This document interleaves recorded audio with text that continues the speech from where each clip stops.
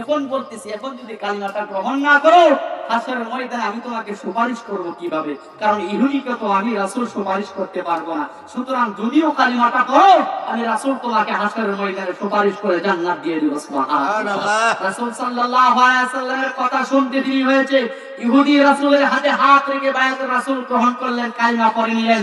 আমার নবী করিম সাল্লাল্লাহু আলাইহি ওয়াসাল্লাম ঘর থেকে বের হবেন, একটা কদম মোবারক ঘরের ভিতরে আর একটা কদম মোবারক ঘরের বাহিরে, পিছন দিক ফিরে শত শত সাহাবায়ে কেরামদেরকে বলতে লাগলো, ও সাহাবীরা জানো কি? বলে, ইয়া রাসূলুল্লাহ, কি বলতে চান? বলে, আমি বলতে চাই এই ইহুদি জাহান্নামী ছিল, আমি রাসূল আইসা তারে জান্নাতি বানায় দিলাম। সুবহানাল্লাহ। আর ওই রাসূলকে আমার আপনার ভালোবাসার দরকার আছে না? নাই। বাবাজিরা, আমার বন্ধুরা, আমার মরাধম করতে তো রাসূলকে ভালোবাসবো, আর দুনিয়ার জীবনে আমল করতে হবে। রাসূলকে ভালোবাসতে চলবে না, আমল করতে হবে। কথা বলেন ঠিক কিনা? তিন ধরনের চোখ আমাকে আমার আপনার অর্জন করতে হবে। তিন ধরনের চোখ যাদের মধ্যে থাকবে তারা নিরাপদে জান্নাতে পৌঁছে যাবে। সুবহানাল্লাহ।